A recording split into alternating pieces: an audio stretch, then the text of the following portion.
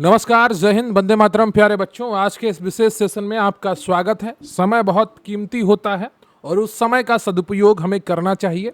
पर्यावरण एवं आपदा प्रबंधन बहुत ही महत्वपूर्ण टॉपिक है। 10 नंबर का लोअर पीसीएस के लिए और यूपी पीसीबी एग्जाम में भी ये दोनों टॉपिक मौजूद हैं। तो उन दोनों के लिए अगर आपको तैयारी करनी है तो आज का ये सेशन बहुत महत्वपूर्ण है और यहाँ से आपकी परीक्षा में सीधे सीधे प्रश्न छपने वाले हैं, ये मेरा वादा है। तो वीडियो को लाइक कर लीजिएगा, चैनल पर नए हैं चैनल को सब्सक्राइब कर लीजिएगा, क्योंकि प्रश्न यहीं से आएगा। आप पढ़ते रहेंगे आप मेरे साथ तो आपको यकीन आएगा। रही बात आज के इस वीडियो की पीडीएफ की, तो स्क्रीन पर आपको व्हाट्सएप नंबर दिख रहा होगा, वहाँ पर आप मैसेज करिए, आपको पूरी जानकारी उपलब्ध करवा दी जाएगी कि किस प्रकार से आपको पीडीएफ प्राप्त होगी। बहुत ही सुव्यवस्थित कंटेंट हम आपको उपलब्ध कराने वाले हैं, चाहे लोअर पीसीएस का बैच हो या यूपी पीसीबी एग्जाम का बैच हो, दोनों के लिए हम आपको यूपी जीके और कंप्यूटर का नोट्स भी उपलब्ध करवाएंगे with MCQs, PYQs, one liners. तो सभी नोट्स आपके प्रिंटेबल फॉर्म में होने वाले हैं। तो चलिए शुरू करते हैं आज की ये बेहतरीन क्लास। तो बात करते हैं पर्यावरण एवं आपदा प्रबंधन की, और यहाँ पर जो हम टॉपिक कंप्लीट करेंगे वो है पर्यावरणीय सुरक्षा एवं पारिस्थितिकी तंत्र, वन्य जीव संरक्षण एवं जैव विविधता, पर्यावरणीय प्रदूषण एवं क्षरण, पर्यावरणीय प्रभाव आकलन व जलवायु परिवर्तन, आपदा न्यूनीकरण एवं प्रबंधन, जिसमें डिजास्टर मैनेजमेंट एक्ट 2005 को भी देखने वाले हैं। शुरुआत करते हैं पर्यावरणीय सुरक्षा एवं पारिस्थितिकी तंत्र से। पारिस्थितिकी यानी कि इकोलॉजी शब्द का सर्वप्रथम प्रयोग वर्ष 1866 में जर्मन जीव विज्ञानी अर्नेस्ट हैकल ने अपनी पुस्तक जनरल मोर्फोलॉजी देयर ऑर्गेनिज्म में किया था। तो जर्मन जो जीव विज्ञानी थे अर्नेस्ट हैकल ने, इन्होंने सर्वप्रथम 1866 में पारिस्थितिकी इकोलॉजी शब्द का प्रयोग किया और इनकी पुस्तक का नाम था जनरल मोर्फोलॉजी देयर ऑर्गेनिज्म में। और इस शब्द का जो विस्तृत अध्ययन है वो 1869 में देखने को मिलता है। पारिस्थितिकी तंत्र शब्द का सर्वप्रथम प्रयोग 1935 में एजी टेंसले द्वारा किया गया था। ये प्रकृति की एक क्रियाशील इकाई है। जैविक घटक यानी कि बायोटिक उत्पादक होते हैं। हरे पेड़ पौधे उपभोक्ता, इसमें जीव और जंतु होते हैं। अपघटक जीवाणु और कवक होते हैं। जैविक अजैविक घटक में तापमान है, जल है, मिट्टी है, सूर्य का प्रकाश है, हवा आदि है। जो भी पारिस्थितिकी तंत्र को प्रभावित करते हैं उनकी बात की जा रही है। उन्हें दो भागों में विभाजित किया गया है, एक तो जैविक घटक में और दूसरा अजैविक घटक में। तो ये दोनों पॉइंट इंपॉर्टेंट है, याद रखिएगा। मुझे लगता है कि इस बार परीक्षा में इकोसिस्टम से जुड़ा हुआ प्रश्न देखने को मिल सकता है। गहन पारिस्थितिकी की बात करें, डीप इकोलॉजी की बात करें, तो इस शब्द के जनक अर्नेस्ट नेस हैं, जो इन्होंने 1973 में दिया था। इसका अर्थ है कि प्रकृति का सम्मान करना, ना कि केवल मानव उपयोग के लिए इसे बचाना। पारिस्थितिकी पदछाप की बात करें, इकोलॉजिकल फुटप्रिंट की बात करें, तो की माप की इकाई भूमंडलीय हेक्टर है, ग्लोबल हेक्टेयर है। ये मापता है कि मानव प्रकृति के संसाधनों का कितनी तेजी से उपयोग कर रहा है। पारिस्थितिकी निकेत या इकोलॉजिकल निशे की संकल्पना को जोसेफ ग्रिनेल ने 1917 में प्रस्तुत किया था। ध्यान रखिएगा, पारिस्थितिकी निकेत की संकल्पना को जोसेफ ग्रिनेल ने 1917 में प्रस्तुत किया था। यह बताता है कि कोई जीव अपने पर्यावरण में क्या भूमिका निभाता है। दो भिन्न पारिस्थितिकी तंत्रों के मध्य का संक्रमण क्षेत्र इकोटोन कहलाता है। यहाँ जैव विविधता सामान्यता अधिक होती है, जिसे एज इफेक्ट कहते हैं। तो परीक्षा में एज इफेक्ट भी आपको देखने को मिलेगा। उदाहरण की बात करें तो मैंग्रोव वन है, समुद्र और जमीन के बीच का हिस्सा होते हैं। ये मुहाना नदी और समुद्र के मिलने की जगह। तो ये क्या है, ये आपके इकोटोन क्षेत्र होते हैं। ये क्षेत्र तनाव वाला होता है, इसलिए यहाँ कुछ विशेष प्रजातियां ही पनप पाती हैं। ऊर्जा का पिरामिड की बात करें तो पारिस्थितिकी तंत्र में सदैव सीधा बनता है, क्योंकि ऊर्जा हमेशा एक ही दिशा में उत्पादक से उपभोक्ता की ओर बहती है, कभी उपभोक्ता से उत्पादक की ओर नहीं बह सकती है। लिंडमैन का 10% नियम है। एक पोषण स्तर से दूसरे पोषण स्तर में केवल 10% ऊर्जा ही स्थानांतरित होती है, बाकी 90% ऊर्जा शरीर की गर्मी और अन्य कार्यों में खर्च होती है। बायोम की बात करें तो पृथ्वी पर पौधों तथा जंतुओं का एक बड़ा समुदाय जो एक समान जलवायु, तापमान और बारिश में पाया जाता है। स्थलीय बायोम की बात करें तो टुंड्रा बर्फीला, टैगा शंकुधारी वन, सवाना घास के मैदान, मरुस्थल, उष्णकटिबंधीय वर्षा वन। तो ये स्थलीय बायोम है। जलीय बायोम की बात करें तो मीठे पानी, तालाब, नदी और खारे पानी, महासागर, प्रवाल भित्ति के बायोम। तो बायोम क्या है? पृथ्वी पर पौधों तथा जंतुओं का एक बड़ा समुदाय जो एक समान जलवायु में पाया जाता है, यानी कि एक पर्टिकुलर जलवायु में ही पाया जाता है। जलवायु तापमान और बारिश का मिश्रण से बनती है। सर्वाधिक स्थायी पारिस्थितिक तंत्र महासागर का होता है, यहाँ क्योंकि यहाँ पर स्टेबल तापमान और बारिश तो होती है। ठीक है, तो समुद्र के अंदर क्या है, बारिश की अभाव होता है लेकिन तापमान स्टेबल होता है वहां पर। तो ये क्या होता है, सर्वाधिक स्थायी है, यानी कि मोस्ट स्टेबल इकोसिस्टम कौन सा है, ओशियन का है। प्रवाल भित्ति की बात करें, कोरल रीफ्स की बात करें तो कुछ समुद्र के वर्षावन कहा जाता है। ये जुंजा थेली नामक शैवाल के साथ सहजीवी सिम्बियोटिक दोनों को लाभ होता है, संबंध बनाते हैं। तो सहजीवी में क्या होता है, दोनों को लाभ होता है। प्रवाल भित्ति को समुद्र के वर्षावन कहा जाता है। ये जुंजे थिली नामक शैवाल के साथ सहजीवी संबंध बनाते हैं। पारिस्थितिकी अनुक्रमण, इकोलॉजिकल सक्सेशन इंपॉर्टेंट है, याद रखिएगा। किसी क्षेत्र में समय के साथ वनस्पति और जीवों के समुदाय में होने वाला क्रमिक बदलाव, क्लाइमैक्स समुदाय इसकी अंतिम और सबसे स्थिर अवस्था है। प्राथमिक अनुक्रमण क्या होता है, प्राइमरी अनुक्रमण, प्राइमरी सक्सेशन, जहां पहले कोई जीवन नहीं था जैसे नंगी चट्टान या नया लावा। द्वितीयक अनुक्रमण क्या होता है, जहां जीवन नष्ट हो गया था और फिर से पनपा, जैसे कटे हुए जंगल या आग लगने के बाद के जंगल। कीस्टोन प्रजाति क्या है, वह प्रजाति जिसका अपने पारिस्थितिकी तंत्र पर प्रभाव बहुत अधिक होता है। अगर इन्हें हटा दिया जाए तो पूरा सिस्टम चरमरा सकता है, जैसे बाघ और हाथी। तो ये कीस्टोन प्रजाति होती हैं, यानी कि की हैं, अपने पारिस्थितिकी तंत्र की कुंजी हैं ये। अगर इनको हटा दिया गया तो पूरा सिस्टम चरमरा सकता है। ठीक है, तो जब बाघों की कमी हुई तो क्या हुआ, देखा गया कि जो हिरण है उनका जीवन काल स्वतः ही घटने लगा, क्योंकि उनकी एक्टिविटी घट गई। वो अब भाग नहीं रहे हैं बाघों के डर से, तो क्या हुआ, उनका जो एक्टिविटी है घट गई और फिर उनका जीवन काल घटने लगा। तो ये क्या है, कीस्टोन प्रजाति है, कि वह प्रजाति जिसका अपने पारिस्थितिकी तंत्र पर प्रभाव बहुत अधिक होता है। अगर उन्हें हटा दिया जाए तो पूरा सिस्टम चरमरा सकता है। अम्ब्रेला प्रजाति क्या होती है, इनके संरक्षण से उस आवास में रहने वाली अन्य कई प्रजातियों को अपने आप बचाव हो जाता है। उदाहरण के लिए बाघ संरक्षण से पूरे जंगल का संरक्षण होता है।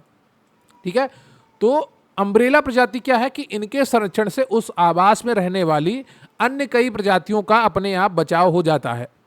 सांकेतिक प्रजाति की बात करें तो ये पर्यावरण में होने वाले बदलावों के प्रति अत्यंत संवेदनशील होते हैं। लाइकेन वायु प्रदूषण विशेषकर SO2 गैस के सबसे अच्छे सूचक होते हैं। यूट्रोफिकेशन, सुपोषण क्या है, जल निकायों झीलों में नाइट्रेट और फास्फेट की वृद्धि से शैवाल का अत्यधिक विकास होना, इससे पानी में घुली ऑक्सीजन कम हो जाती है और BOD बढ़ जाता है। जैव आवर्धन क्या है, बायोमैग्निफिकेशन क्या है, खाद्य श्रृंखला में ऊपर की ओर जाने पर हानिकारक रसायनों जैसे DDT, पारा की मात्रा का शरीर में लगातार बढ़ते जाना जैव आवर्धन है। ठीक है, यूट्रोफिकेशन और जैव आवर्धन में अंतर है, थोड़ा ध्यान रखिएगा। यूट्रोफिकेशन क्या है कि जल निकायों झीलों में नाइट्रेट और फास्फेट की वृद्धि से शैवाल का अत्यधिक विकास होना, इससे पानी में घुली ऑक्सीजन कम हो जाती है और BOD बढ़ जाता है। नाइट्रोजन स्थिरीकरण क्या है, पौधे सीधे हवा से नाइट्रोजन नहीं ले सकते, ये जीवाणु हवा के नाइट्रोजन को अमोनिया नाइट्रेट में बदलते हैं, जिसे पौधे आसानी से सोख लेते हैं। सहजीवी, राइजोबियम दलहनी फसलों की जड़ों में पाया जाता है, दालों की जड़ों में। तो वो क्या करता है, वो नाइट्रोजन का, हवा में मौजूद नाइट्रोजन को अमोनिया नाइट्रेट में बदलते हैं। स्वतंत्र क्या है, फ्री लिविंग, एजोटोबैक्टर और नील हरित शैवाल। मैंग्रोव वनस्पति की बात करें तो खारे जल जैसे सुंदरवन में उगने वाले वन है, इनमें सांस लेने के लिए विशेष जड़ें, श्वसन मूल और पेड़ पर ही बीज अंकुरित होने जरायुज की क्षमता पाई जाती है। पृथ्वी की फेफड़ा, तो पृथ्वी का फेफड़ा कौन है, अमेजन वर्षा वनों जो ब्राजील में स्थित है, इनको कहा जाता है, जो पृथ्वी का लगभग 20% ऑक्सीजन उत्पन्न करते हैं। खाद्य जाल की बात करें तो किसी पारिस्थितिकी तंत्र में कई खाद्य श्रृंखलाओं के आपस में जुड़ने से खाद्य जाल बनता है। जाल जितना बड़ा होगा तंत्र उतना ही अधिक स्थिर होगा। तालाब के पारिस्थितिकी तंत्र में जैव भार का पिरामिड उल्टा बनता है। वन पारिस्थितिकी तंत्र में संख्या का पिरामिड सदैव सीधा होता है, लेकिन एक अकेले पेड़ के तंत्र में यह उल्टा होता है, एक पेड़ पर कई पक्षी होते हैं। फ्लोरा की बात करें तो किसी क्षेत्र के पौधों के समूह को और फौना जंतुओं के समूह को कहा जाता है। तो फ्लोरा किसे कहते हैं? क्षेत्र के पौधों के समूह को फ्लोरा कहते हैं और किसी क्षेत्र के जंतुओं के समूह को फौना कहते हैं। आर्द्र भूमियां प्रकृति के गुर्दे कहलाती हैं क्योंकि ये पानी से गंदगी को छानकर उसे शुद्ध करने का कार्य करती हैं। कमेंट बॉक्स में बताइएगा कि भारत में वर्तमान में कितनी आर्द्र भूमियां हैं और यूपी में कितनी आर्द्र भूमियां हैं। लेटेस्ट आर्द्र भूमि का नाम भी कमेंट बॉक्स में लिखिएगा। देखना है आप कितना अपडेट रहते हैं। ये मैंने कई पिछले 2-3 वीडियो में ये कंटेंट कराया है। प्रकाश संश्लेषण की प्रक्रिया में हरे पौधे सौर ऊर्जा को रासायनिक ऊर्जा भोजन में बदलते हैं तथा CO2 ग्रहण कर O2 मुक्त करते हैं। स्वपोषी वे हैं जो अपना भोजन खुद बनाते हैं, हरे पौधे हैं, जबकि परपोषी भोजन के लिए दूसरों पर निर्भर रहते हैं, जैसे जानवर हैं, इंसान हैं। अपघटक की बात करें तो मृत जीवों को सड़ा गलाकर सरल तत्वों में मिट्टी में मिला देते हैं, जैसे कवक हैं और जीवाणु हैं। ये प्रकृति के सच्चे सफाई कर्मी हैं। जैविक घड़ी की बात करें तो जीवों के शरीर में दिन रात के चक्र सोने जागने की प्रक्रिया को नियंत्रित करती है। परजीविता की बात करें तो एक को लाभ और दूसरे को हानि। सहजीविता में दोनों जीवों को लाभ होता है। सहभोजिता क्या है? एक जीव को लाभ होता है जबकि दूसरे को ना लाभ होती है ना हानि होती है। जैसे सार्क के साथ तैरने वाली रेमोरा मछली। एमेंसिलिज्म एक प्रजाति को नुकसान होता है जबकि दूसरी पर कोई प्रभाव नहीं पड़ता है, जैसे पेनिसिलिन कवक बैक्टीरिया को मार देता है। वेंटिक जीव जलीय पारिस्थितिकी तंत्र में एकदम तल पर पाए जाने वाला जीव। तो समुद्र झील में जो सबसे तल पर पाए जाते हैं वो क्या है? वो बेंटिक जीव कहलाते हैं। प्लैंकटन क्या है? पानी की सतह पर तैरने वाले बेहद सूक्ष्म जीव हैं। फाइटोप्लैंकटन ये सूक्ष्म पौधे होते हैं जो प्रकाश संश्लेषण करते हैं और ये उत्पादक की श्रेणी में आते हैं। जूप्लैंकटन ये सूक्ष्म जंतु होते हैं जो फाइटोप्लैंकटन को खाते हैं और ये प्राथमिक उपभोक्ता होते हैं। लॉटिक क्या है? पारिस्थितिकी तंत्र का मतलब है बहते हुए जल का तंत्र। तो जो लॉटिक पारिस्थितिकी तंत्र है उसका मतलब है बहते हुए जल का तंत्र, जैसे नदी है, झरना है। और लैंटिक पारिस्थितिकी तंत्र का मतलब है रुके हुए जल का तंत्र, जैसे तालाब है, झील है। पर्यावरण की शब्द फ्रेंच भाषा के इन्वोर्नर शब्द से बना है जिसका अर्थ है चारों ओर से घेरना। पर्यावरण के मुख्य घटकों की बात करें तो इसमें जैविक होते हैं, अजैविक होते हैं, ऊर्जा होते हैं। अजैविक घटक और जैविक घटक आपको बताए जा चुके हैं। ऊर्जा घटक की बात कर लेते हैं। सूर्य की रोशनी जैसे सौर ऊर्जा और पृथ्वी की गर्मी भूतापीय ऊर्जा। डार्विन का सिद्धांत योग्यतम की उत्तरजीविता ये बताता है कि प्रकृति में वह जीव बचता है जो खुद को बदलते माहौल के अनुकूल ढाल लेता है। ठीक है, सर्वाइवल ऑफ द फिटेस्ट ये डार्विन का सिद्धांत है। यानी कि अगर माहौल बदल रहा है आपके आसपास तो उसके अनुसार आप अपने आप को ढाल लें तो आप बच जाएंगे, अगर नहीं ढाल पाए तो आप खत्म हो जाएंगे। एल्विडो किसी सतह द्वारा सूर्य के किरणों को वापस आसमान में परावर्तित करने की क्षमता ताजी सफेद बर्फ के एल्बिडो सर्वाधिक 80 से 90% होते हैं। वायनोमिक्स की बात करें तो इसका अर्थ है जीवन के नियमों का अध्ययन। इसे पारिस्थितिकी का ही दूसरा नाम माना जाता है। अब हम बात करेंगे वन्य जीव संरक्षण एवं जैव विविधता की, बायोडायवर्सिटी एंड कंजर्वेशन की। जैव विविधता शब्द का सर्वप्रथम प्रयोग 1985 में वाल्टर जी रोसन ने किया था। जैव विविधता मुख्य रूप से 3 स्तरों पर मापी जाती है। आनुवांशिक विविधता एक ही प्रजाति के जीन्स में अंतर, जैसे इंसानों के अलग अलग रंग रूप। प्रजातीय विविधता किसी क्षेत्र में पाए जाने वाले जीवों की अलग अलग किस्में, जैसे शेर, हाथी, हिरण। पारिस्थितिकी विविधता की बात करें तो एक बड़े भौगोलिक क्षेत्र में अलग अलग पर्यावरण, जैसे जंगल, रेगिस्तान, झील। भूमध्य रेखा से ध्रुवों की ओर जाने पर तापमान कम होने के कारण जैव विविधता घटती है। विश्व में सर्वाधिक जैव विविधता उष्णकटिबंधीय वर्षा वनों में पाई जाती है। जैव विविधता हॉटस्पॉट की अवधारणा 1988 में नॉर्मन मायर्स ने दी थी और यह वह क्षेत्र है जहां बहुत अधिक जैव विविधता होती है लेकिन खतरे में है। ठीक है, तो जो बायोडाइवर्सिटी हॉटस्पॉट है उसकी अवधारणा किसने दी थी? 1988 में नॉर्मन मायर्स ने दी थी। याद रखिएगा, इंपॉर्टेंट है। विश्व में 36 हॉटस्पॉट हैं और जिनमें से भारत में 4 हैं। एक तो हिमालय हो गया, संपूर्ण भारतीय हिमालय क्षेत्र। दूसरा है पश्चिमी घाट, बहुत इंपॉर्टेंट टॉपिक है ये, पॉइंट है ये, बार बार परीक्षाओं में पूछा जाता है। भारत के पश्चिमी तट पर है और यहाँ भारत की सबसे अधिक जैव विविधता है। इंडो बर्मा, पूर्वोत्तर भारत, असम, अंडमान छोड़कर म्यांमार का क्षेत्र। सुडालैंड की बात करें तो अंडमान निकोबार द्वीप समूह का ये क्षेत्र है। भारत के अंदर सर्वाधिक जैव विविधता पश्चिमी घाट और विशेषकर केरल की शांत घाटी में पाई जाती है। स्वस्थानीय संरक्षण जीवों को उनके प्राकृतिक घर जंगल में ही सुरक्षित रखना। उदाहरण के लिए राष्ट्रीय उद्यान, नेशनल पार्क, वन्य जीव अभ्यारण्य, बायोस्फीयर रिजर्व। जीव अपने प्राकृतिक माहौल में बिना किसी डर के रहते हैं और पूरा जंगल बचता है। बाह्य स्थानीय संरक्षण की बात करें एक्स सीटू कंजर्वेशन की, तो जीवों या पौधों को उनके प्राकृतिक घर से बाहर लाकर किसी सुरक्षित जगह पर बसाना या बचाना। जंतुओं के लिए चिड़ियाघर, एक्वेरियम, सफारी पार्क। पौधों जिन्स के लिए बॉटनिकल गार्डन, बीज बैंक। क्रायो प्रिजर्वेशन, जो -196 डिग्री सेल्सियस पर तरल नाइट्रोजन में जीवों के अंश को सुरक्षित रखता है। IUCN की बात करें तो अंतर्राष्ट्रीय प्राकृतिक संरक्षण संघ की स्थापना 1948 में हुई। मुख्यालय ग्लैंड, स्विट्जरलैंड में है और यह संकटग्रस्त प्रजातियों की रेड डेटा बुक को जारी करता है। रेड डेटा बुक की बात करें तो कि पृष्ठों का रंग पिंक गुलाबी रंग खतरे में पड़ी प्रजातियों के लिए होता है और ग्रीन हरा रंग उन प्रजातियों के लिए है जो खतरे से बाहर आ गई हैं। वन्य जीव संरक्षण अधिनियम की बात करें तो यह 1972 में आया। यह भारत में वन्य जीवों की सुरक्षा को सबसे मुख्य कानून है। नवीनतम 2022 संशोधनों के तहत अनुसूचियों की संख्या 6 से घटाकर 4 कर दी गई है। धारा 9, इसके तहत जंगली जानवरों की शिकार पर पूर्ण प्रतिबंध लगाया गया है। धारा 18, राज्य सरकार को वन्यजीव अभ्यारण्य घोषित करने की शक्ति दी गई है। धारा 35, राज्य सरकार द्वारा राष्ट्रीय उद्यान की घोषणा।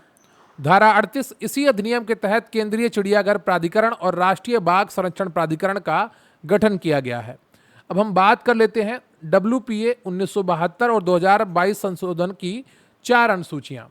अनुसूची 1 में सर्वाधिक सुरक्षा जैसे बाघ, हाथी, इनके शिकार पर सबसे कड़ी सजा, जेल और जुर्माना का प्रावधान है।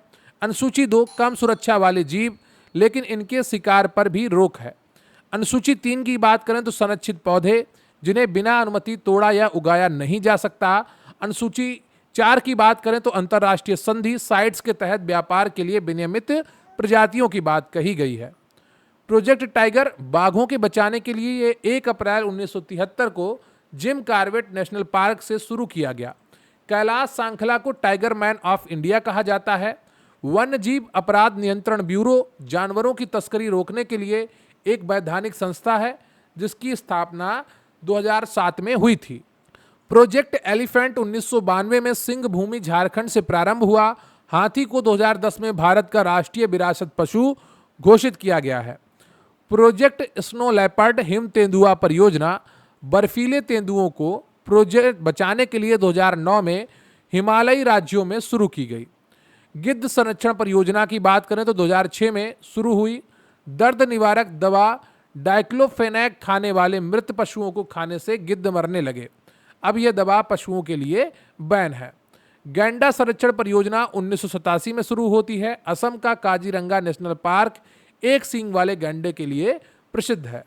मगरमच्छ प्रजनन एवं प्रबंधन परियोजना 1975 में उड़ीसा के भीतरकनिका नेशनल पार्क से संयुक्त राष्ट्र की सहायता से शुरू हुई। हंगुल परियोजना 1970 में शुरू हुई। हंगुल कश्मीरी स्टैग मुख्य रूप से दाची गांव राष्ट्रीय उद्यान जो कि जम्मू और कश्मीर में पाया जाता है वहां पर है। भारत में बायोस्फीयर रिजर्व की बात करें तो कि कुल संख्या 18 है जिनमें से 13 को यूनेस्को के मैब प्रोग्राम के तहत अंतर्राष्ट्रीय मान्यता प्राप्त है। मैब का अर्थ है man and the biosphere. Core zone जंगल का सबसे अंदरूनी हिस्सा होता है। यहाँ इंसानों का जाना पूरी तरह से मना होता है। बफर जोन की बात करें तो ये बीच का हिस्सा होता है जहाँ पर्यटन और रिसर्च की सीमित अनुमति होती है। ट्रांजिशन जोन सबसे बाहरी हिस्सा होता है जहाँ लोग खेती करते हैं और बस्तियां बनाकर रहते हैं। भारत का पहला बायोस्फीयर रिजर्व नीलगिरी है। यह केरल, कर्नाटक और तमिलनाडु में फैला है।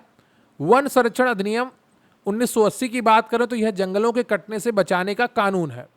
इसके तहत धारा 2 में किसी भी आरक्षित वन को गैर वानिकी उपयोग जैसे फैक्ट्री या सड़क बनाने के लिए बदलने से पहले राज्य सरकार को केंद्र सरकार की पूर्व अनुमति लेना अनिवार्य है।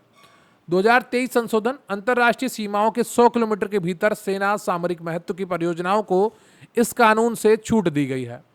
जैव विविधता अधिनियम 2002, इसका उद्देश्य भारत के जैविक संसाधनों को लूटे जाने से बचाना है। धारा 8 कहती है इसके तहत राष्ट्रीय जैव विविधता प्राधिकरण NBA की स्थापना की गई। मुख्यालय जिसका चेन्नई में है, और यह 2003 में स्थापित हुई। धारा 22, प्रत्येक राज्य में राज्य जैव विविधता बोर्ड का गठन किया जाएगा। और धारा 41, स्थानीय स्तर पर ग्राम पंचायत पर जैव विविधता प्रबंधन समितियों का गठन किया जाएगा। रामसर कन्वेंशन की बात करें तो 2 फरवरी 1971 को ईरान के रामसर शहर में आर्द्र भूमियों को बचाने के लिए संधि हुई। इसी कारण 2 फरवरी को विश्व आर्द्र भूमि दिवस मनाया जाता है। मॉन्ट्रेक्स रिकॉर्ड की बात करें तो उन रामसर साइट्स की खतरे की सूची है जो प्रदूषण से नष्ट हो रही हैं। भारत की 2 साइट्स इसमें है, एक तो केवलादेव राजस्थान और दूसरी है लोकटक झील मणिपुर। साइट्स क्या है? Convention on international trade and endangered species 1975 में लागू होता है। इसे वाशिंगटन कन्वेंशन भी कहते हैं। ये जानवरों के अंगों के अंतर्राष्ट्रीय व्यापार पर रोक लगाता है। बान कन्वेंशन 1979 में प्रवासी जंगली जानवरों जो उड़कर तैरकर जाते हैं के संरक्षण के लिए संधि है। भारत का पहला राष्ट्रीय उद्यान हेली नेशनल पार्क 1936 था, जिसे वर्तमान में रामगंगा पार्क के नाम से जाना जाता है। बीच में इसका नाम जिम कॉर्बेट नेशनल पार्क था। नामदफा नेशनल पार्क अरुणाचल प्रदेश उड़ने वाली गिलहरी के लिए प्रसिद्ध है। केबुल लामजाओ नेशनल पार्क मणिपुर विश्व का एकमात्र तैरता हुआ राष्ट्रीय उद्यान है और यह संगाई हिरण का घर है। समुद्री गाय मन्नार की खाड़ी और अंडमान निकोबार में पाई जाने वाली एक शाकाहारी समुद्री स्तनधारी प्रजाति है। ग्रेट इंडियन बस्टर्ड गोड़वाण राजस्थान का राज्य पक्षी है जो गंभीर रूप से संकटग्रस्त हो गया है। डॉल्फिन भारत का राष्ट्रीय जलीय जीव है। ये अंधी होती है और ध्वनि तरंगों का उपयोग करती है। डॉल्फिन दिवस 5 अक्टूबर को मनाया जाता है। चीता पुनर्वास 2022 में नामीबिया और दक्षिण अफ्रीका से चीतों को लाकर मध्य प्रदेश के कूनो राष्ट्रीय उद्यान में बसाया गया। अब हम बढ़ेंगे नेक्स्ट सेक्शन की तरफ जिसका नाम है पर्यावरणीय प्रदूषण एवं क्षरण। तो अब बात करते हैं पर्यावरणीय प्रदूषण एवं क्षरण की। जल प्रदूषण निवारण तथा नियंत्रण अधिनियम 1974 भारत में जल प्रदूषण रोकने का मुख्य कानून है। इसी के तहत सीपीसीबी केंद्रीय प्रदूषण नियंत्रण बोर्ड का गठन हुआ है। धारा 24 इसके तहत किसी भी नदी, जलधारा या कुएं में किसी भी प्रकार का जहरीला या प्रदूषणकारी तत्व डालना सख्त अपराध माना गया है। वायु प्रदूषण निवारण तथा नियंत्रण अधिनियम 1981 हवा को साफ रखने का कानून है। 1987 के संशोधन द्वारा इसमें ध्वनि प्रदूषण को भी शामिल किया गया है। धारा 21 इसके अनुसार वायु प्रदूषण नियंत्रण क्षेत्र में कोई भी औद्योगिक संयंत्र स्थापित करने से पहले राज्य बोर्ड से पूर्व सहमति लेना अनिवार्य है। पर्यावरण संरक्षण अधिनियम 1986 जिसे ईपीए कहते हैं, एनवायरमेंट प्रोटेक्शन एक्ट, यह भोपाल गैस त्रासदी जिसमें methyl isocyanate MIC gas leak हुई थी के बाद लागू हुआ। इसे छाता विधान कहा जाता है।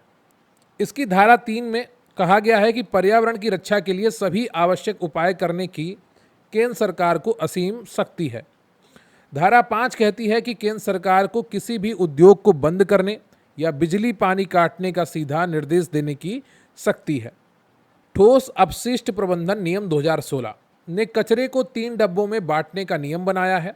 एक होता है हरा डिब्बा, ग्रीन बिन, जिसमें गीला कचरा जैसे सब्जियां, उनके छिलके, बचा खाना जिससे खाद बनाई जा सकती है। नीला डिब्बा जिसमें सूखा कचरा रखते हैं जैसे प्लास्टिक है, कागज है, कांच है, जिसे रिसाइकिल किया जा सके। काला डिब्बा या लाल डिब्बा इसमें घरेलू खतरनाक कचरा जैसे बैटरी, पेंट, सैनिटरी पैड रखते हैं।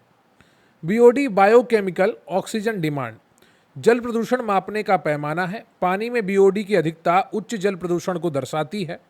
सीओडी केमिकल ऑक्सीजन डिमांड है, इससे भी अधिक सटीक है। मिनी माता रोग जल में पारा की अधिकता के कारण होता है। जापान में मछलियों से फैला था। इटाई रोग जल में कैडमियम के प्रदूषण के कारण होता है जिससे हड्डियां बेहद कमजोर हो जाती हैं। ब्लू बेबी सिंड्रोम पेयजल में नाइट्रेट की अधिकता से होता है जिससे बच्चों के खून में हीमोग्लोबिन ऑक्सीजन ले जाना बंद कर देता है, जिसे मेथेमोग्लोबिनीमिया कहते हैं। ब्लैक फुट रोग पेयजल में आर्सेनिक की अधिकता के कारण होता है। पश्चिम बंगाल व गंगा डेल्टा क्षेत्र सर्वाधिक प्रभावित हैं इससे। फ्लोरोसिस जल में फ्लोराइड की अधिकता से दांतों पर पीले धब्बे पड़ जाते हैं और हड्डियां मुड़ने लगती हैं। अम्ल वर्षा की बात करें तो आसमान में मौजूद हानिकारक गैसें जब बादलों के पानी से मिलती हैं तो एसिड बन जाती हैं। सल्फ्यूरिक अम्ल H2SO4, फैक्ट्रियों से निकलने वाले सल्फर डाइऑक्साइड SO2 जब पानी H2O से मिलती है। नाइट्रिक अम्ल की बात करें तो वाहनों के धुएं से निकलने वाले नाइट्रोजन के ऑक्साइड जब पानी से मिलते हैं। अम्ल वर्षा को स्टोन लिप्रेसी, पत्थरों का कुष्ठ रोग भी कहते हैं, क्योंकि यह संगमरमर, ताजमहल जैसी इमारतों को पीला और कमजोर कर देती हैं। स्मॉग की बात करें तो धुआं और कोहरे का मिश्रण जो सांस लेना मुश्किल कर देता है। लंदन स्मॉग सर्दियों में कोयले के धुएं SO2 और कोहरे से बनता है, फेफड़ों के लिए ये घातक होता है। लॉस एंजलिस स्मॉग गर्मियों में तेज धूप में गाड़ियों के धुएं और बाष्पशील रसायनों के मिलने से बनता है, जो आंखों में जलन पैदा करता है। प्राथमिक प्रदूषक की बात करें तो वे हैं जो सीधे स्रोतों, चिमनियों, गाड़ियों से निकलते हैं। उदाहरण के लिए CO, SO2, NO, प्लास्टिक का कचरा। द्वितीय प्रदूषक की बात करें तो ये वे हैं जो प्राथमिक प्रदूषकों के आपस में रिएक्शन करने से बनते हैं। ये ज़्यादा खतरनाक होते हैं। ओजोन O3 धरती की सतह पर बनने वाली ओजोन गैस प्रदूषक है। पैन फोटोकेमिकल स्मॉग का मुख्य हिस्सा जो आंखों में तेज जलन पैदा करता है। सल्फ्यूरिक अम्ल H2SO4 अम्ल वर्षा का मुख्य कारण है। ओजोन O3 के दो रूप हैं। खराब ओजोन जो क्षोभ मंडल नीचे धरती के पास में बनती है, यह एक खतरनाक प्रदूषक और ग्रीन हाउस गैस है।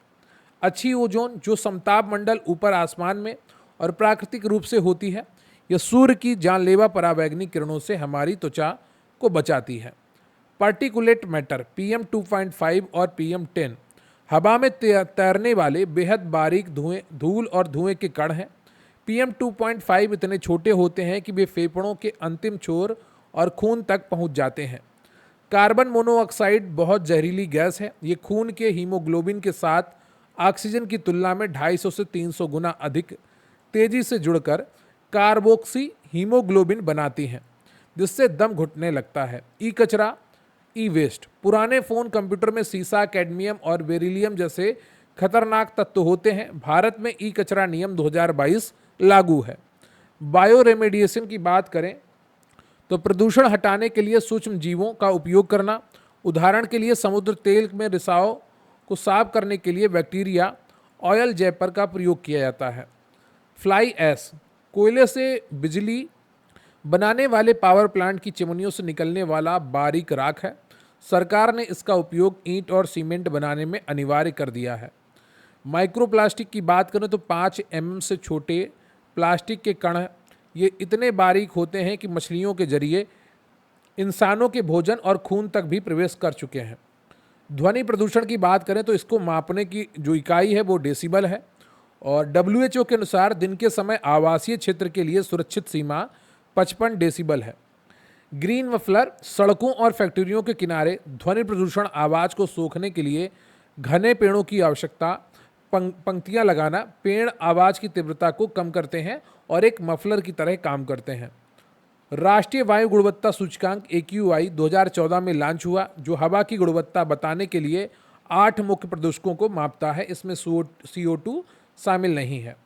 कण PM10 और PM2.5, नाइट्रोजन डाइऑक्साइड NO2 और सल्फर डाइऑक्साइड SO2 और कार्बन मोनोऑक्साइड CO, ओजोन और अमोनिया। धातु में सीसा और या लेड PB जिसको कहते हैं। सफ़र प्रणाली भारत सरकार द्वारा बड़े महानगरों में हवा की गुणवत्ता और मौसम की एडवांस जानकारी देने के लिए विकसित की गई है। प्लास्टिक अपशिष्ट नियम 2021 के तहत 1 जुलाई 2022 से पूरे भारत में सिंगल यूज प्लास्टिक जैसे पॉलीथीन, स्ट्रा के निर्माण और उसके उपयोग पर पूर्ण प्रतिबंध लगा दिया गया है। बासेल कन्वेंशन की बात करें 1989 में आया। ये एक देश से दूसरे देश में खतरनाक कचरे को फेंकने से रोकने के लिए अंतर्राष्ट्रीय समझौता हुआ। रॉटरडैम कन्वेंशन अंतर्राष्ट्रीय व्यापार में खतरनाक रसायनों को और मंगाने से पहले पूर्व सूचित सहमति लेने की प्रक्रिया है। रॉटरडैम कन्वेंशन क्या है? अंतर्राष्ट्रीय व्यापार में खतरनाक रसायनों को मंगाने से पहले पूर्व सूचित सहमति लेने की प्रक्रिया है। स्टॉकहोम कन्वेंशन की बात करें तो ये 2001 में होता है। ऐसे खतरनाक रसायनों को उपयोग को खत्म करने पर केंद्रित है जो सालों तक नष्ट नहीं होते। उदाहरण के लिए DDT, एंडोसल्फान। रेडियोधर्मी प्रदूषण की बात करें तो परमाणु संयंत्रों से होता है। इसमें स्ट्रोटियम 90 से हड्डियों का कैंसर और आयोडीन 131 से थायराइड कैंसर का खतरा होता है। जलकुंभी की बात करें तो एक जलीय पौधा है जिसे बंगाल का आतंक कहा जाता है, क्योंकि यह पानी में तेजी से फैलकर ऑक्सीजन रोककर मछलियों को मार देता है। तो जो जलकुंभी है ये भारत का पौधा नहीं है, ये अंग्रेज लोग लेकर आए थे अपने साथ और ये भारत में बहुत ज़्यादा फैला। तो बंगाल में लेकर आए थे तो बंगाल में आतंक की तरह फैला, तो इसे बंगाल का आतंक भी कहा जाने लगा। ग्रे वाटर की बात करें तो घरों की सिंक, वॉशिंग मशीन, शावर से निकला अपशिष्ट जल है। इसे फिल्टर कर बगीचे में डाल सकते हैं। टॉयलेट के मल को ब्लैक वाटर कहते हैं। बीएसआई की बात करें तो बोटैनिकल सर्वे ऑफ इंडिया और ZSI zoological survey of India दोनों का मुख्यालय कोलकाता भारत में पेड़ पौधों जो फ्लोरा कहलाते हैं और जानवरों फौनो के सर्वेक्षण का कार्य करते हैं। स्वच्छ भारत मिशन 2014 खुले में शौच, ओडीएफ मुक्त भारत और ठोस कचरे की सही निपटान का भारत का सबसे बड़ा जन कार्यक्रम है। BS6 भारत स्टेज 6 गाड़ियों के धुएं को कम करने के लिए ये नियम सीधे BS4 के बाद अब 1 अप्रैल 2020 से देश भर में लागू कर दिए गए। इसमें सल्फर की मात्रा बहुत कम, केवल 10 ppm है। पराली जलाना, सर्दियों में उत्तर भारत में भयंकर स्मॉग का मुख्य कारण खेतों में फसल के अवशेष जलाना है, इससे PM 2.5 CO और मीथेन निकलती है। मिट्टी का लवणीकरण, ज़्यादा सिंचाई और खेतों में पानी भरे रहने के कारण मिट्टी में नमक ऊपर आ जाता है, जमीन बंजर हो जाती है। जिप्सम डालकर इसे ठीक किया जाता है। क्लोरोफ्लोरोकार्बन ओजोन परत में छेद करने के लिए जिम्मेदार है और जो पुराने फ्रिज और एसी से निकलती थी। इसका एक क्लोरीन का कण लाखों ओजोन अणुओं को तोड़ सकता है। समुद्री प्रदूषण का सबसे बड़ा कारण नदियों के जरिए समुद्र में जाने वाला खेती का केमिकल और ऑयल स्पिल है, जहाज़ों से तेल का रिसाव। अगले सेक्शन की तरफ बढ़ते हैं जिसमें हम पर्यावरणीय प्रभाव आकलन व जलवायु परिवर्तन पर बात करेंगे। पर्यावरणीय प्रभाव आकलन जो EIA कहलाता है, इन्वायरमेंटल इम्पैक्ट असेसमेंट, किसी भी बड़ी विकास परियोजना जैसे बांध, फैक्ट्री, हाईवे को मंजूरी देने से पहले यह वैज्ञानिक अध्ययन करना कि उससे पर्यावरण को कितना नुकसान होगा। भारत में EIA को वैधानिक समर्थन पर्यावरण संरक्षण अधिनियम 1986 के तहत प्राप्त है। पहली बार EIA अधिसूचना 1994 में आई, फिर 2006 में अपडेट हुई, 2020 में भी इसका एक ड्राफ्ट आया था जो काफ़ी विवादित रहा, फिर 2024 में एक और अपडेट आया है। इसमें EIA प्रक्रिया के प्रमुख चरण हैं। पहला है स्क्रीनिंग, यह तय करना कि प्रोजेक्ट को EIA रिपोर्ट की ज़रूरत है या नहीं। स्कोपिंग, यह तय करना कि अध्ययन में किन किन मुद्दों, हवा, पानी, जंगल की जांच होगी। जन सुनवाई, प्रोजेक्ट से प्रभावित होने वाले स्थानीय लोगों, गांव वालों की राय और आपत्तियां सुनना सबसे अहम कदम है। मूल्यांकन की बात करें तो सभी रिपोर्ट और आपत्तियां देखकर प्रोजेक्ट को मंजूरी या रद्द करने का अंतिम फैसला लेना। बात करते हैं ग्रीन हाउस प्रभाव की, तो वायुमंडल में गैसों द्वारा पृथ्वी की गर्मी को अंतरिक्ष में वापस जाने से रोकने की प्रक्रिया, इसकी संकल्पना 1824 में जोसेफ फूरियर ने दी थी। प्रमुख ग्रीन हाउस गैसों की बात करें जो ग्लोबल वार्मिंग बढ़ा रही हैं, सबसे ज़्यादा आता है जल वाष्प, वाटर वेपर। सबसे ज़्यादा मात्रा में ये होती हैं और सबसे ज़्यादा गर्मी रोकती हैं, लेकिन ये प्राकृतिक हैं। कार्बन डाइऑक्साइड जीवाश्म ईंधन, कोयला या पेट्रोल जलाने से सबसे ज़्यादा निकलती है और यही वार्मिंग का मुख्य कारण भी है। मीथेन CH4 व नाइट्रस ऑक्साइड N2O कृषि और पशुपालन से निकलती हैं, गाय भैंस के जुगाली करने से निकलती हैं। यफ गैसें जो हैं CFCs हैं, HFCs हैं, SF6 हैं, यह मानव निर्मित रसायन हैं जिनकी गर्मी रोकने की क्षमता सबसे अधिक होती है। ग्लोबल वार्मिंग क्षमता GWP की तुलना हमेशा CO2 के आधार पर की जाती है। SF6 गैस की वार्मिंग क्षमता CO2 से 23,500 गुना अधिक है। मीथेन CH4 धान या चावल के खेतों, दलदली भूमि, जुगाली करने वाले पशुओं और कोयला खदानों से उत्सर्जित होती है। यह CO2 से लगभग 25 से 28 गुना अधिक खतरनाक ग्रीन हाउस गैस होती है। देखिए, जो चावल की मूल फसल होती है वो धान होती है, ठीक है। जब धान को की तुड़ाई करके मशीन में डाल के उससे चावल निकाल लिया जाता है तो वो चावल बनता है, उसका छिक्कल उतार दिया जाता है, एक तरीके से ये समझिए आप।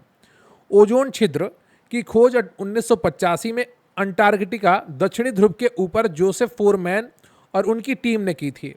ओजोन की मोटाई को डॉप्सन इकाई में मापा जाता है, DU में।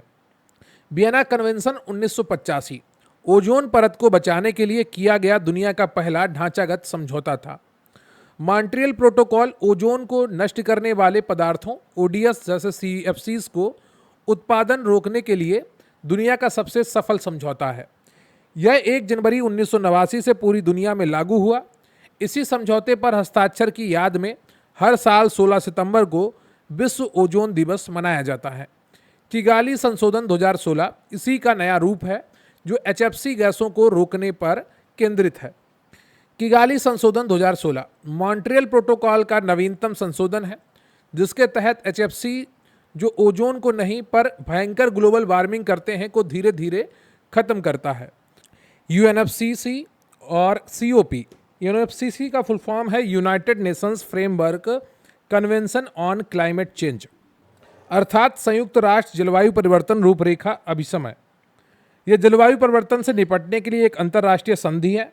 इसे अर्थ समिट 1992 में अपनाया गया था। 21 मार्च 1994 से ये लागू हुआ है।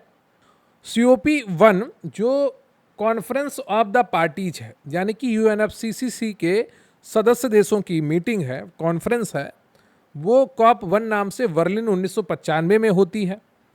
पहले सम्मेलन COP1 में बर्लिन जनादेश स्वीकार किया गया तथा वॉन जर्मनी को स्थायी मुख्यालय घोषित किया गया। फिर आता है क्योटो प्रोटोकॉल 1997। इसके तहत विकसित देशों के लिए ग्रीन हाउस गैसों में कटौती के बाध्यकारी कानूनी लक्ष्य तय किए गए और इसमें कार्बन क्रेडिट और कार्बन ट्रेडिंग की अवधारणा शुरू हुई। पेरिस समझौता, पेरिस एग्रीमेंट 2015 COP21। इसका लक्ष्य वैश्विक तापमान वृद्धि को 2 डिग्री सेल्सियस से नीचे कोशिश 1.5 डिग्री सेल्सियस तक सीमित रखना है। यह देशों के स्वैच्छिक लक्ष्यों NDCs पर आधारित है। NDC nationally determined contributions. Paris समझौते के तहत प्रत्येक देश द्वारा अपने देश का प्रदूषण कम करने के लिए खुद तय किए गए एक राष्ट्रीय लक्ष्य होंगे। भारत का अपडेटेड NDC 2022। भारत ने वादा किया है कि वह 2030 तक अपनी GDP की उत्सर्जन तीव्रता को 45% तक कम करेगा और 2030 तक 50% बिजली गैर जीवाश्म ईंधन सौर पवन से बनाएगा। COP 26 की बात करें जो यूपी लेखपाल में पूछा गया था, ग्लासगो UK 2021 में हुआ था। इसमें पहली बार जीवाश्म ईंधन कोयला को कम करने का संकल्प लिया गया। भारत के PM मोदी ने यहां पर पंचामृत के 5 ऐतिहासिक वादे किए।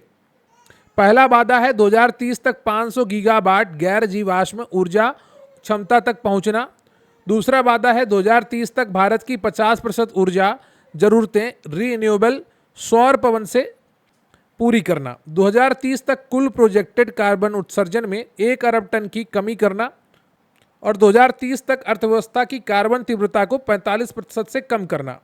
सबसे बड़ा वादा है 2070 तक नेट जीरो का लक्ष्य हासिल करना। COP 27 COP27 शर्म अल शेख मिस्र 2022 में हुआ। इसमें एक ऐतिहासिक हानि और क्षति कोष बनाने पर सहमति बनी ताकि जलवायु आपदाओं से तबाह हो रहे गरीब देशों को आर्थिक मदद मिल सके। COP28 दुबई UAE 2023 में होता है। ये भी UPSSC की किसी परीक्षा में पूछा गया था। इसे UAE आम सहमति कहा गया। दुनिया ने पहली बार जीवाश्म ईंधन से दूरी बनाने का आह्वान किया और 2030 तक नवीकरणीय ऊर्जा को 3 गुना करने का लक्ष्य तय किया गया। COP29 बाकू अजरबैजान 2024 में होता है। इसे द फाइनेंस कॉप कहा जाता है। इसका पूरा फोकस जलवायु से लड़ने के लिए दुनिया भर में एक नया फंड NCQG और ग्लोबल गोल ऑन एडाप्टेशन स्थापित करने पर था। COP30 जो बेलम ब्राजील 2025 में आयोजित किया गया, इसके बेलम पैकेज में 2035 तक जलवायु अनुकूलन वित्त पोषण को 3 गुना करने की प्रतिबद्धता है। अमेजन के जंगलों और स्वदेशी समुदायों को केंद्र में रखा गया। बात करते हैं COP31 की। अंटाल्या तुर्की 2026 में होगा। यह सम्मेलन देशों द्वारा किए गए नए NDC लक्ष्यों के बड़े कड़े कार्यान्वयन की समीक्षा का एक महत्वपूर्ण चेक पॉइंट होगा। इसका आयोजन ब्राजील और तुर्की के सहयोग से होगा। कब? 2026 में नवंबर दिसंबर में। बात करते हैं ग्रीन क्लाइमेट फंड की। गरीब देशों को जलवायु परिवर्तन से लड़ने में मदद करने के लिए हर साल $100 बिलियन जुटाने का एक अंतर्राष्ट्रीय फंड है। कान कूनन सम्मेलन 2010 में यह बनाया गया था। ब्लू कार्बन क्या होता है? समुद्र और उसके आसपास के तटीय पौधों जैसे मैंग्रोव समुद्री घास द्वारा हवा से सोखकर पानी मिट्टी में जमा किया गया कार्बन ब्लू कार्बन होता है। ग्रीन कार्बन कौन सा होता है? जमीन पर मौजूद जंगलों, पौधों और मिट्टी द्वारा प्रकाश संश्लेषण के माध्यम से सूखा और जमा किया गया कार्बन। ब्लैक कार्बन क्या होता है? डीजल, कोयले के काजल से, और ब्राउन कार्बन लकड़ी पराली के जलने से। दोनों सूर्य की गर्मी को सोखकर ग्लेशियरों की बर्फ तेजी से पिघलाते हैं। तो जो डीजल या कोयला जलाने से जो आपको बल्क का महीन कण का काजल मिलता है, साइलेंसर में आप देख सकते हैं, या जो जहाँ पर जनरेटर चलते हैं डीजल वाले, और वहाँ पर जहाँ उनका धुआं निकलता है उसकी आसपास जगह पर ये काला काजल सा इकट्ठा हो जाता है, तो वो ब्लैक कार्बन होता है। कार्बन फुटप्रिंट क्या है? किसी व्यक्ति, कंपनी द्वारा फैलाई गई कुल ग्रीन हाउस गैसें और कार्बन टैक्स, प्रदूषण फैलाने वाले कोयले, पेट्रोल के उपयोग पर लगने वाला जुर्माना या कर। तो जब आप डीजल गाड़ी लेते हैं तो उस पर आपको ज़्यादा टैक्स देना पड़ता है पेट्रोल की तुलना में। कार्बन सिक्वेस्ट्रेशन, हवा से CO2 कार्बन डाइऑक्साइड को खींचकर उसे लंबे समय तक पेड़ों में या ज़मीन के बहुत नीचे सुरक्षित रूप से कैद करने की तकनीकी है। IPCC inter governmental panel on climate change की स्थापना 1988 में की गई। ये दुनिया भर के वैज्ञानिकों का समूह है जो जलवायु परिवर्तन पर अपनी आधिकारिक रिपोर्ट जारी करता है। ISA की बात करें तो ये अंतर्राष्ट्रीय सौर गठबंधन है। भारत और फ्रांस द्वारा COP21 2015 में ये लॉन्च किया गया। इसका मुख्यालय गुरुग्राम, भारत में है, और इसका नारा है वन सन, वन वर्ल्ड और वन ग्रिड। लाइफ मूवमेंट की बात करें तो life style for environment Bharat के प्रधानमंत्री द्वारा दुनिया को दिया गया एक मंत्र है जो लोगों को पर्यावरण के अनुकूल जीवन शैली, कम बर्बादी वाली अपनाने की प्रेरणा देता है।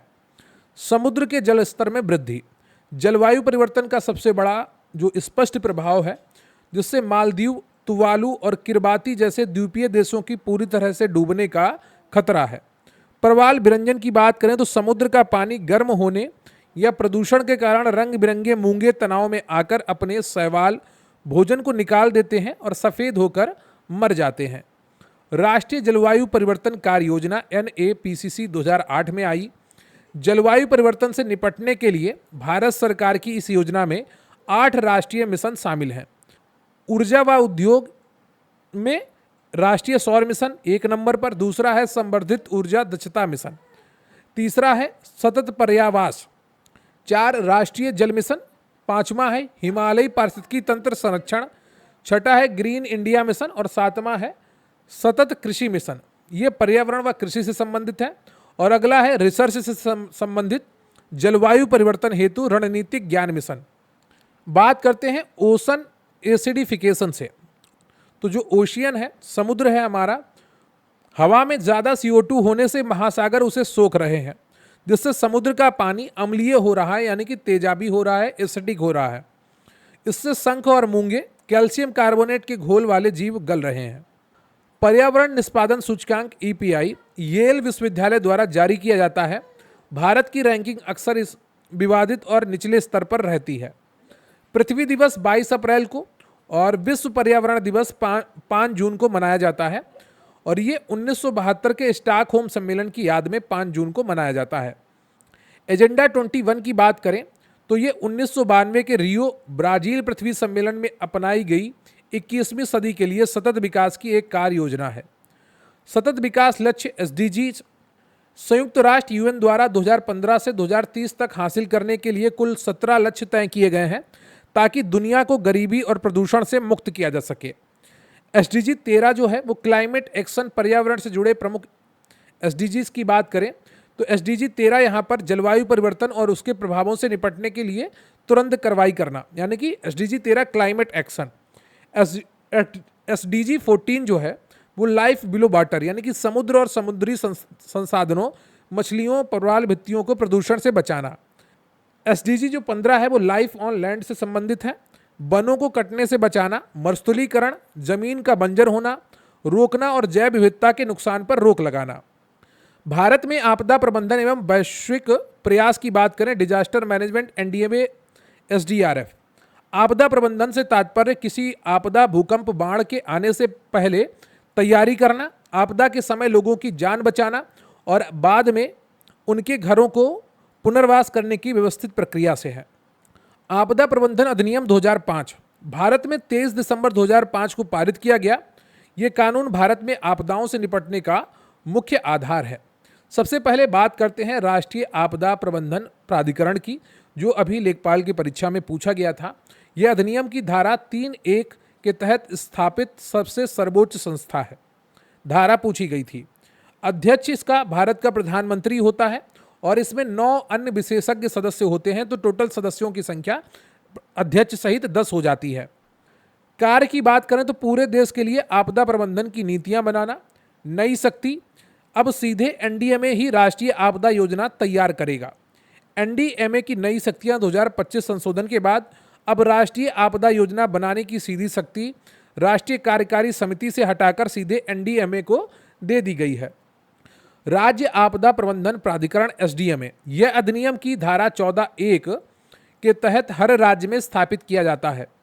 इसका अध्यक्ष संबंधित राज्य का मुख्यमंत्री होता है और केंद्र शासित प्रदेशों में उपराज्यपाल इसके अध्यक्ष होते हैं। कार्य की बात करें तो राज्य के भीतर बचाव कार्यों के लिए नीतियां बनाना इसका कार्य है। नई शक्ति की बात करें तो अब राज्य स्तर की आपदा योजना सीधे एसडीएमए द्वारा बनाई जाएगी। एसडीएमए की नई शक्तियां 2025 संशोधन अब राज्य स्तर की आपदा योजना सीधे एसडीएमए द्वारा तैयार की जाएगी, जिससे राज्य स्तरीय प्रबंधन मजबूत होगा। जिला आपदा प्रबंधन प्राधिकरण डीडीएमए यह अधिनियम की धारा 25 के तहत स्थापित की जाती है।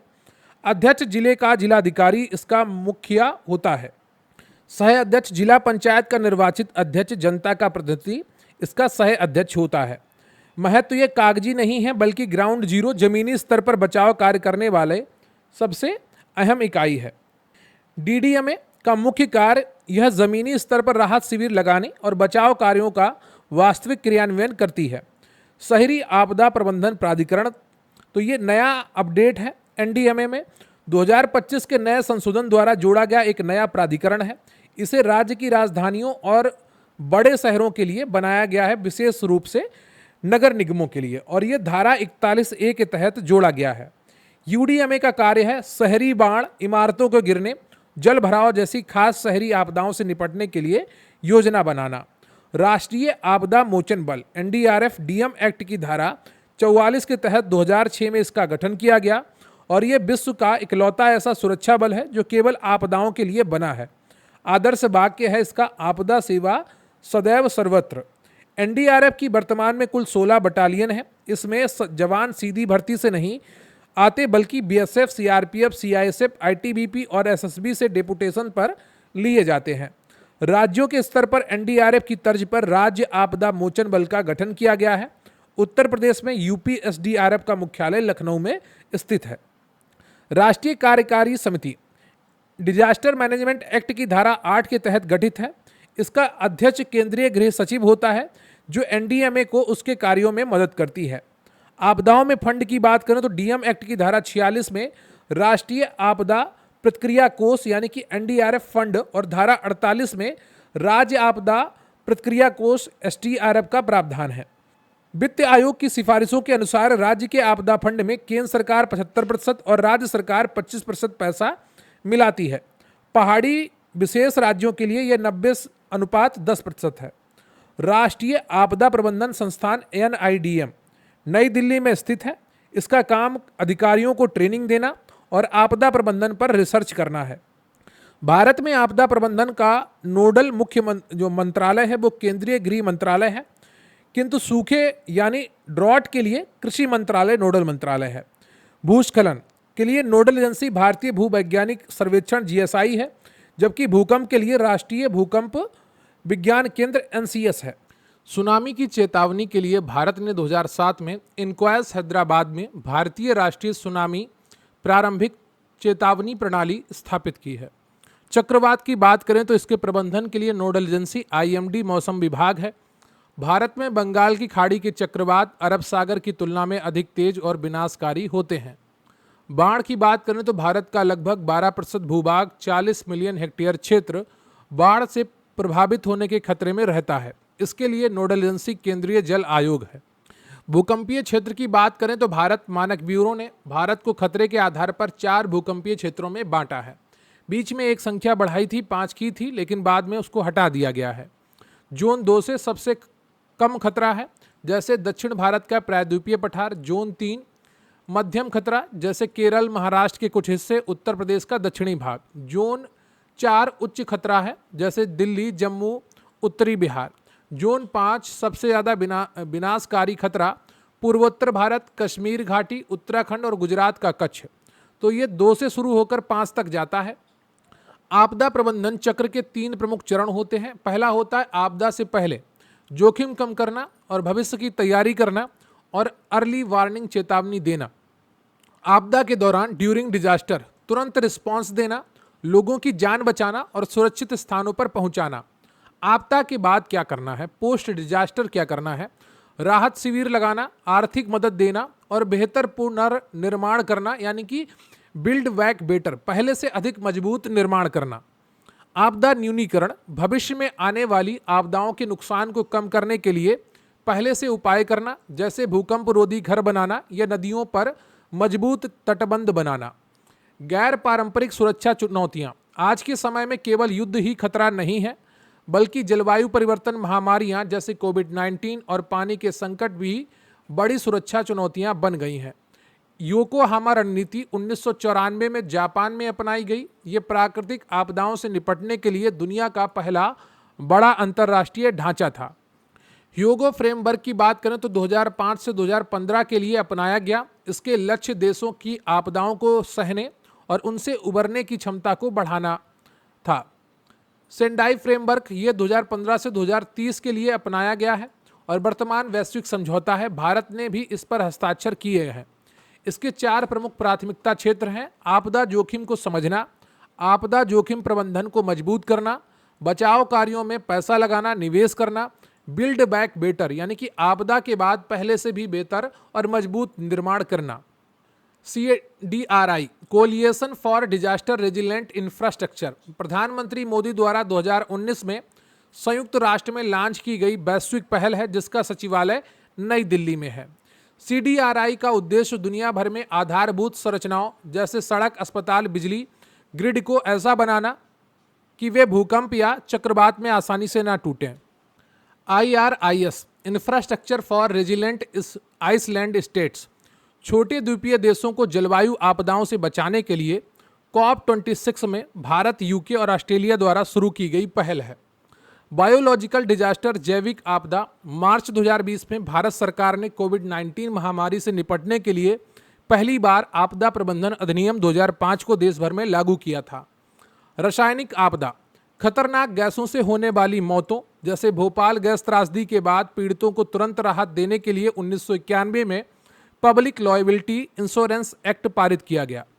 लू हीट वेव, भारत में NDMA की गाइडलाइंस के अनुसार लू एक खतरनाक आपदा है। इसे कई राज्यों ने अपने स्तर पर राज्य आपदा माना है। हालांकि यह राष्ट्रीय आपदा घोषित नहीं है, क्योंकि कुछ सीमित राज्यों में ज़्यादा देखने को मिलती है, इसका ज़्यादा प्रभाव होता है। वनाग्नि फॉरेस्ट फायर्स, भारत में हिमालय क्षेत्र के चीड़ के जंगल और ओडिशा का सिमलीपाल नेशनल पार्क जंगल की आग के प्रति सबसे ज़्यादा संवेदनशील है। नाभिकीय रेडियोलॉजिकल आपदा, भारत में परमाणु दुर्घटनाओं से बचाव की मुख्य तकनीकी जिम्मेदारी परमाणु ऊर्जा विभाग DAE की है, जबकि NDMA सभी एजेंसियों के बीच तालमेल बिठाता है। प्रारंभिक चेतावनी प्रणाली की बात करें, आपदा के आने से पहले लोगों को अलर्ट करना सबसे प्रभावी बचाव है। जैसे मौसम विभाग का डोपलर रडार चक्रवात की सटीक जानकारी देता है। आपदा मित्र योजना, यह NDMA की एक पहल है जिसमें बाढ़ और भूकंप वाले संवेदनशील जिलों में आम लोगों को बचाव कार्य की ट्रेनिंग दी जा रही है। भीड़ प्रबंधन, मेलों, मंदिरों जैसे सबरीमाला या कुंभ मेले में भगदड़ से होने वाली मौतों को रोकने के लिए NDMA ने विशेष दिशा निर्देश जारी किए हैं। CBRN आपदाएं, जो केमिकल, बायोलॉजिकल, रेडियोलॉजिकल और न्यूक्लियर परमाणु आपदाएं जैसी बेहद खतरनाक स्थितियों से निपटने के लिए एनडीआरएफ की कुछ टीमों को विशेष स्तर पर स्पेशल ट्रेनिंग दी गई है। प्रधानमंत्री का 10 सूत्रीय एजेंडा। 2016 के एशियन कॉन्फ्रेंस में पीएम मोदी ने आपदाओं से निपटने के लिए 10 सूत्र दिए थे, जिनमें महिलाओं की भागीदारी और प्रौद्योगिकी का उपयोग प्रमुख है। सुभाष चंद्र बोस आपदा प्रबंधन पुरस्कार। भारत सरकार द्वारा आपदा प्रबंधन में उत्कृष्ट कार्य करने वाले व्यक्तियों और संस्थाओं को हर साल 23 जनवरी को यह पुरस्कार दिया जाता है। G20 और आपदा प्रबंधन। 2023 में भारत की G20 अध्यक्षता के दौरान पहली बार disaster risk reduction working group की स्थापना की गई, जो भारत के वैश्विक नेतृत्व को दर्शाता है। तो आज के ये 200 पॉइंट्स आपके कंप्लीट होते हैं। उम्मीद करता हूँ सेशन आपको पसंद आया होगा और पर्यावरण और डिजास्टर मैनेजमेंट का जो आपका टॉपिक है उसका एक अच्छा रिवीजन आपका हुआ होगा। वीडियो को लाइक कर लीजिए, चैनल पर नया है चैनल को सब्सक्राइब कर लीजिए। कमेंट करके बताइएगा कि भारत में कितनी रामसर साइट्स हैं वर्तमान में और यूपी में कितनी है, सबसे नई रामसर साइट्स का नाम क्या है। ये सारी चीज़ें आप कमेंट बॉक्स में लिखिएगा। इसके अलावा जब आप कमेंट बॉक्स में जाते हैं तो वहाँ पर हाइप का ऑप्शन होता है, तो वीडियो को हाइप करना ना भूलें। जितना ज़्यादा आप हाइप करेंगे उतना अच्छा मैं कंटेंट आपके लिए लगातार लाता रहूँगा। कमेंट बॉक्स में ये भी बताइएगा क्या आप COP जो कॉप होती है, कॉन्फ्रेंस ऑफ पार्टीज होती है, जो COP 21, 26 तक मैंने जो आपको पढ़ाया है, क्या एक सेपरेट वीडियो इन सभी पर चाहते हैं? तो कमेंट बॉक्स में बताइएगा। अगर 5-6 लोग भी अगर ये मांग करते हैं तो मैं एक सेपरेट वीडियो इन सब के लिए लेकर आऊँगा।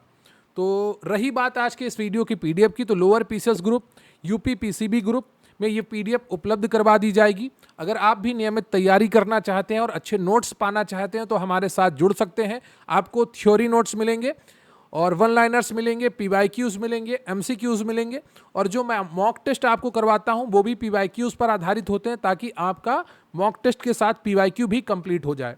तो ये सारी चीज़ें आपको मिलने वाली हैं। बहुत अच्छे तरीके से सुव्यवस्थित ढंग से अच्छे से तैयारी करिए और मिलेंगे फिर किसी अन्य वीडियो में। अपना ख्याल रखिए। अगर आप PDF लेना चाहते हैं तो स्क्रीन पर आपको WhatsApp नंबर दिख रहा है, आप WhatsApp पर हाई करिए और अपने एग्जाम का नाम लिख दीजिए।